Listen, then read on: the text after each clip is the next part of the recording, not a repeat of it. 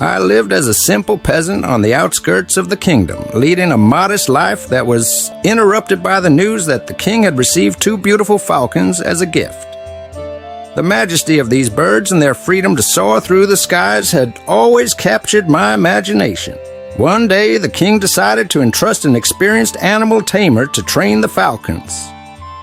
Weeks passed, and finally the master informed the king of the progress of the birds.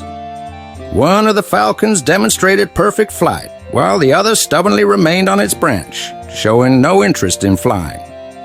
The king, eager to see both falcons in full flight, summoned experts, healers, and animal tamers from across the realm to assist the motionless falcon. Despite their efforts, the bird refused to fly. The king's frustration led him to publicly announce a generous reward for anyone who could make the reluctant falcon fly. The news spread quickly, and everyone in the kingdom anxiously awaited to see who would accept the challenge. On the following morning, I approached the king and requested permission to enter the royal aviary. It was then that the miracle happened.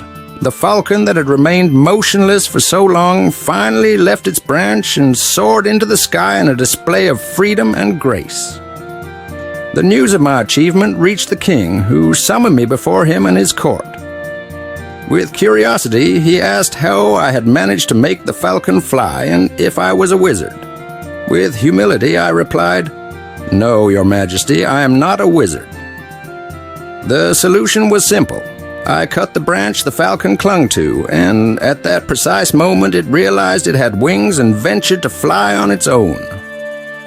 The king smiled at my response and acknowledged the valuable lesson we had all learned that day.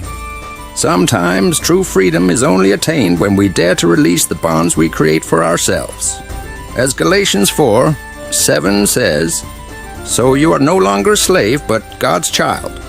And since you are his child, God has made you also an heir."